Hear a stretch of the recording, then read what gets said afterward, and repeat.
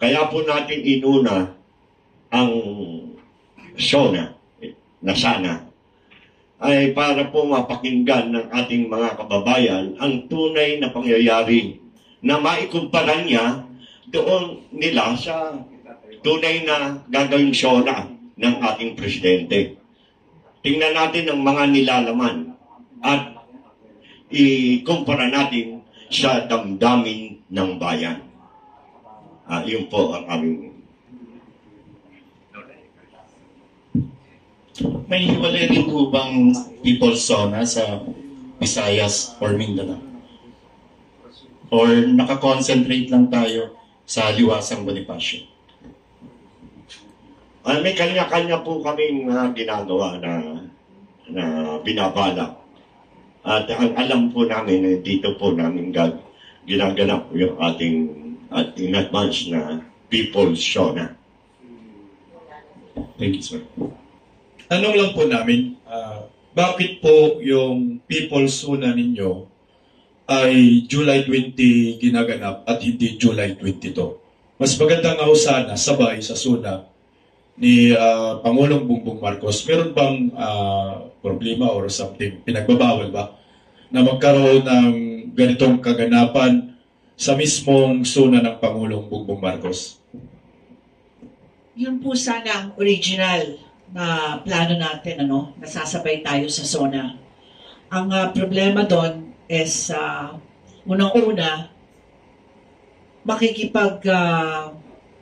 ang tawag dito, makikipag-compete tayo sa media, Alam naman natin yung mga coverage dito sa media, lalo na sa oras talaga ng SONA.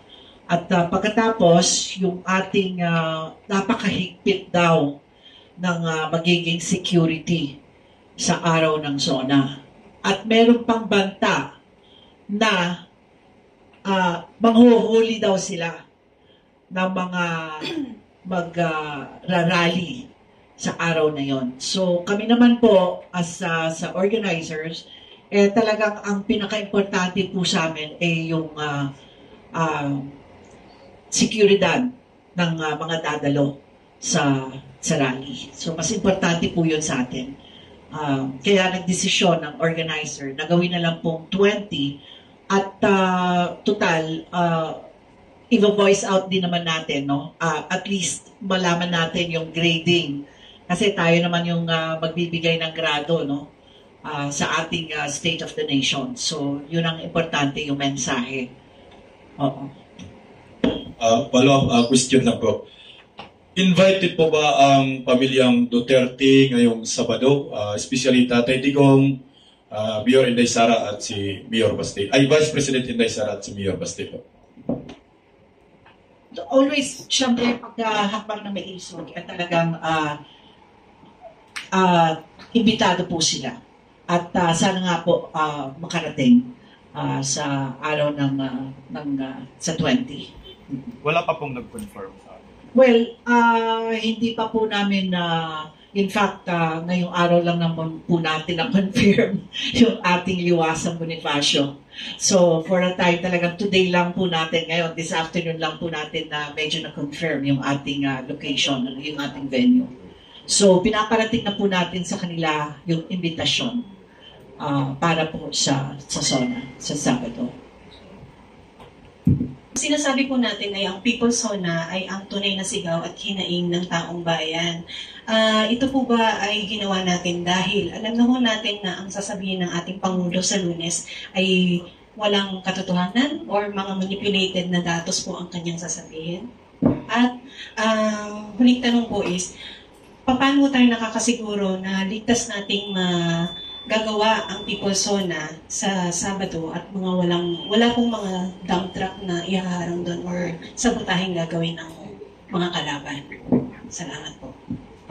Hindi.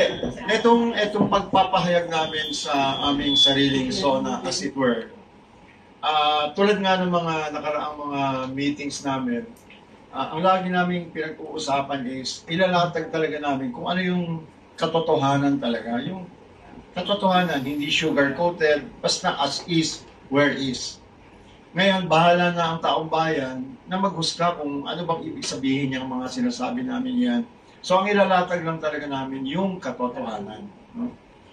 Tulad nga ngayon, I stand corrected doon sa aking sinabi na 2 hectares lang yung sabi ni Direk Isaso, 6 hectares pala yun, mas malaki pa pala. In other words, mali yung kanilang press release. So in other words, magkakaroon ng variation order ito ng napakalaki. It will, I am sure, result in billions of variation orders. So, suffice it to say na bawat speaker sa amin will really present the truth. Yung truth talaga, however it hurts, no? We will present the truth, tapos bahala ng tao maghusga ng sarili nila. Ngayon yung second question mo, meron kaming meron kaming Sergeant at Arms.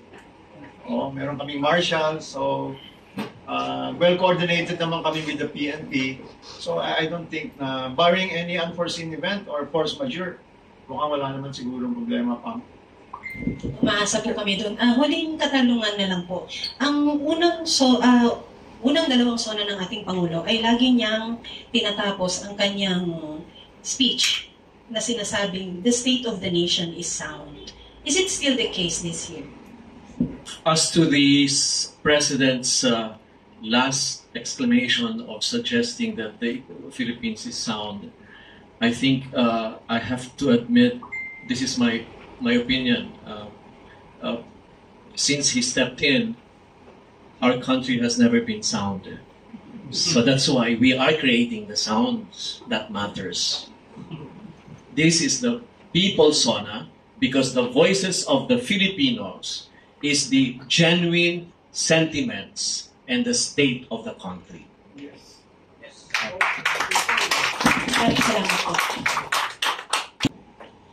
Mga sa inyo pong tansya, gaano po kaya karami ang dadalo at saan-saan po mga manggagaling ang inaasahan ninyo na mga sasama po rito sa ating People's Sona?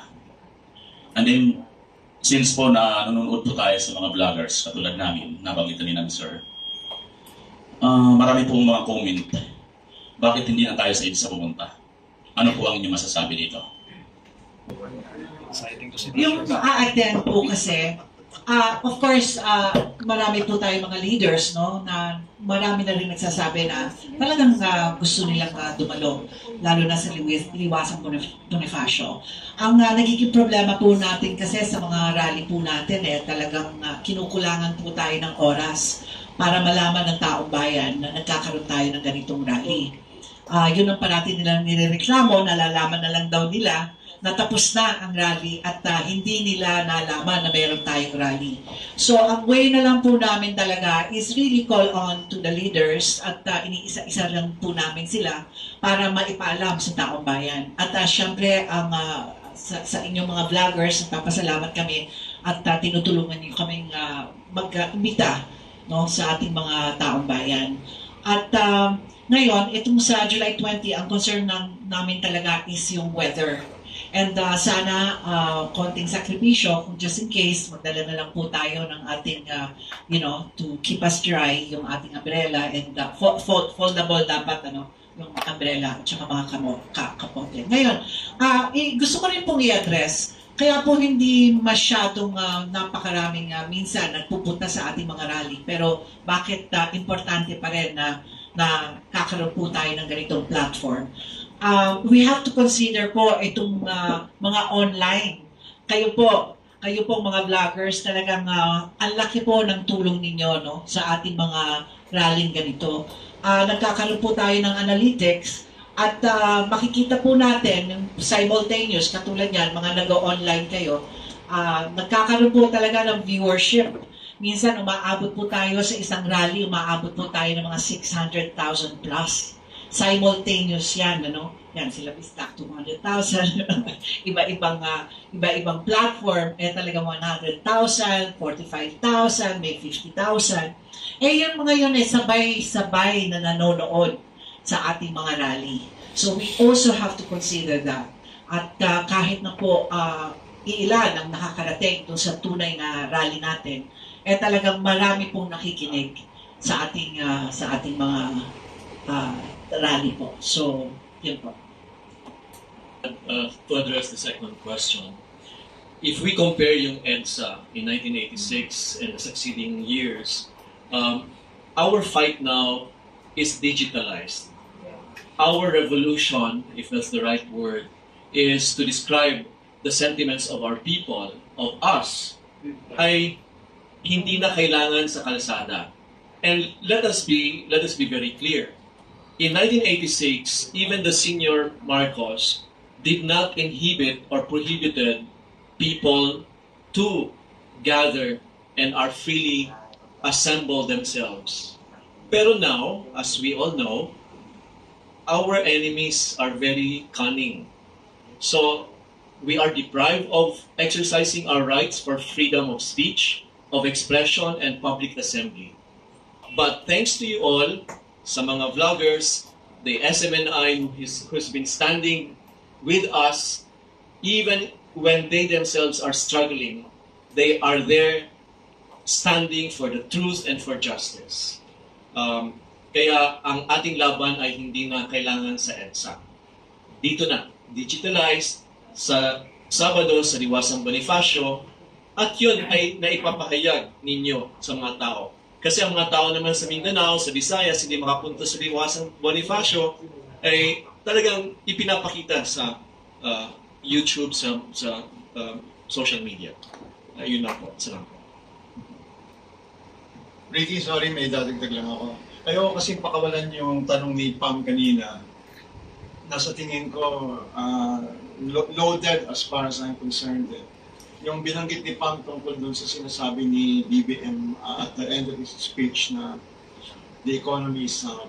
Kasi when he said that in the two occasions that he made the SONA, I would particularly like to refer to the second SONA. No? Kasi yung when you say that the economy is sound, meron kasi yung implication ng moving forward. When he said that, it was maybe in the assumption that the succeeding year would be okay. But look at what happened, diba? The peso remained weaker. It became weaker. The prices of rice did not decrease, it increased. So when he said that the second time, that the economy was sound, it wasn't. Diba? So, what would we expect this time? Would he say it again? Anong basis? So, to me, ayoko lang palagpasin yung Pam. Kasi baka hindi ako makatulog. Okay lang po. So, ganun ang tingin ko, Pam, doon sa maling sinabi niya. Because when he said that it should have the basis of looking forward, di ba? Pero, alin natin, naging history. Wala naman nangyari. So, yun lang po. Mahaba na po ang ilong ng ating Pangulo. Pinocchio government. Okay? Apakasinungaling gobyerno. Alam natin na puro propaganda yan. Alam po natin at alam din po nila yan.